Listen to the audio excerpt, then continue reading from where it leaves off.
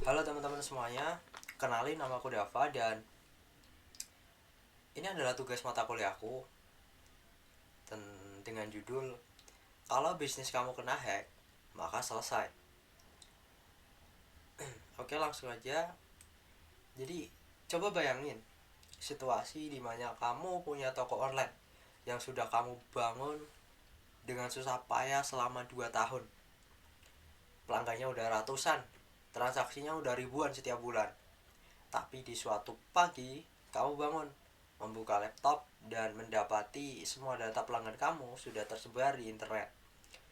Nomor HP, alamat, bahkan data kartu kredit, semuanya bocor. Tidak ada bencana alam, tidak ada karyawan yang mengundurkan diri.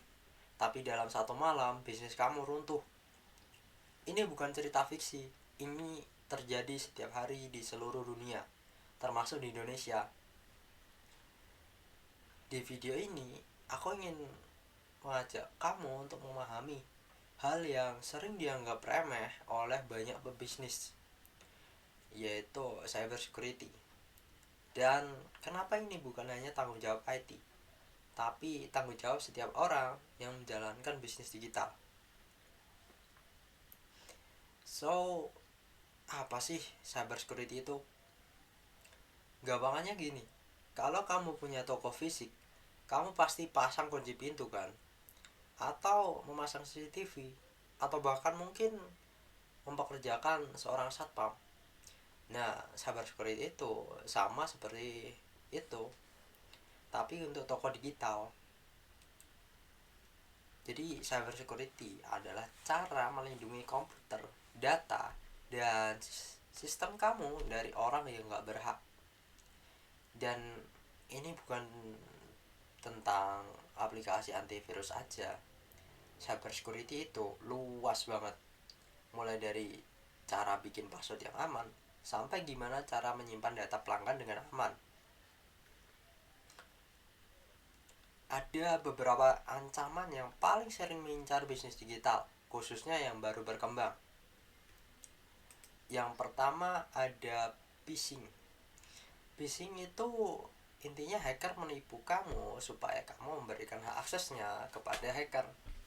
Cara kerjanya, kamu akan dapatkan email, SMS, atau WhatsApp yang kelihatannya resmi, seperti pihak bank atau atasan kamu atau orang-orang yang kamu percayai. Dan isinya bisa mendesak, bikin kamu panik. Contohnya seperti akun kamu akan diblokir, klik link ini sekarang. Alhasil kamu klik link itu, masuk ke website palsu yang tampilannya mirip sekali dengan aslinya. Kamu login di situ, kamu masukkan username password, dan alhasil username password itu akan diambil atau terkirim ke hacker. Jadi intinya, phishing itu bukan melakukan hack pada sistem, tapi melakukan hack pada manusia, memainkan psikologi manusia. Yang kedua ada ransomware. Intinya, data kamu akan dikunci dan dimintai tebusan. Cara kerjanya, hacker akan masuk dengan cara mendapatkan aksesnya dulu lewat phishing biasanya. Setelah masuk ke sistem kamu, mereka akan menjalankan program berbahaya yang biasanya disebut sebagai malware. Terus, setelah program itu jalan, semua file, semua data yang ada di sistem kamu akan dikunci. Lalu biasanya muncul pesan bayar sekian juta baru kami buka. Kenapa ini berbahaya? Karena data-data itu nggak bisa diakses sama sekali. Operasional pun bisa langsung berhenti karena data-data tadi nggak bisa diakses. Dan setelah kamu bayar, kamu belum tentu mendapatkan data itu lagi, atau bisa dibilang data itu belum terbuka, masih terkunci, dan dimintai untuk bayar lagi, lagi, dan lagi.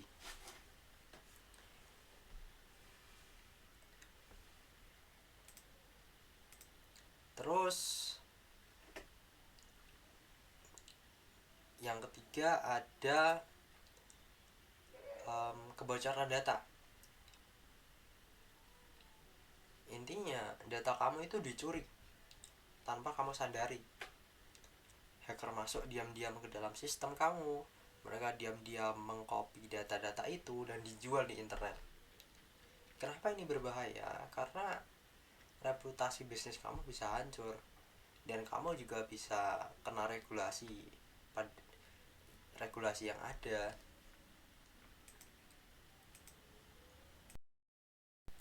Data di internet mengatakan 43% serangan cyber menargetkan bisnis kecil menengah. Rata-rata kerugian per insiden itu bisa mencapai 3 miliar. Dan 60% bisnis kecil itu tutup dalam 6 bulan setelah terkena serangan besar. Jadi cyber security itu bukan pengeluaran, itu udah termasuk kebutuhan dan bisa kita anggap sebagai investasi juga. Lalu apa manfaat punya sistem keamanan yang baik atau udah menerapkan cyber security? Yang pertama, kepercayaan pelanggan. Ketika bisnis kamu berhasil menerapkan cyber security, pelanggan akan loyal kepadamu karena di era saat ini pelanggan itu udah melek dengan teknologi. Mereka nggak mau data-data mereka bocor tersebar di internet, dipersalahgunakan. Mereka nggak mau. Sehingga ketika kamu berhasil menerapkan atau menjaga data-data pelanggan, mereka akan loyal kepada bisnis kamu. Terus yang kedua, itu kamu bisa terhindar dari denda regulasi. Di Indonesia itu ada regulasi yang mengatakan bahwa ketika data-data pelanggan itu bocor, maka bisnis kamu akan mendapatkan denda. Jadi ketika kamu berhasil menerapkan cyber security dan data-data itu nggak bocor, maka kamu nggak perlu bayar denda. Terus yang ketiga, reputasi bisa terlindungi. Nah, di era media sosial ini, satu berita kebocoran data itu bisa viral dalam hitungan jam.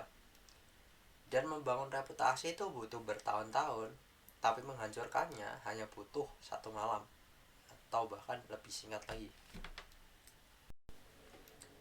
Dan untuk menerapkan cyber security ini, kita nggak perlu keluar budget besar. Kita bisa mulai dari hal-hal yang sederhana, hal-hal yang mudah dulu. Misalnya, langkah pertama, kita bisa mulai dari password dulu. Gunakan password yang kuat, kombinasi karakter, sehingga nggak mudah ditebak.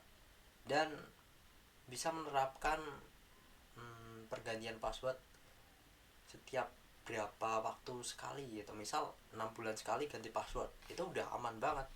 Itu udah termasuk menerapkan cyber security.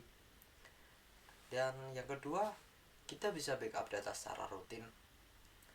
Kalau tiba-tiba terkena ransomware, kita masih punya data cadangan dan sistem masih bisa beroperasi. Terus yang ketiga, itu kita bisa edukasi tim. Karena 90% serangan cyber itu biasanya dimulai dari kesalahan manusia, human error. Bukan kelemahan teknologi.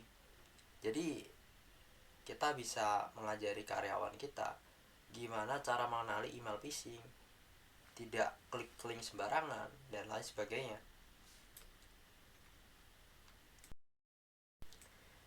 Jadi kesimpulannya, cyber security itu bukan urusan orang IT aja.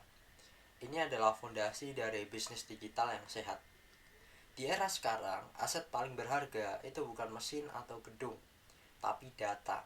Dan data itu bisa hilang, dicuri, atau disandra dalam hitungan menit kalau kamu tidak melindunginya.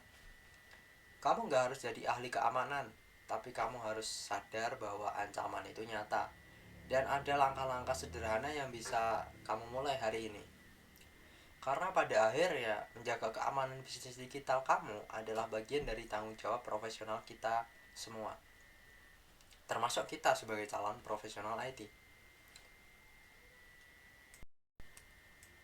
Yap, gitu. Terima kasih sudah menonton. Bila ada salah kata, mohon dimaafkan. Terima kasih.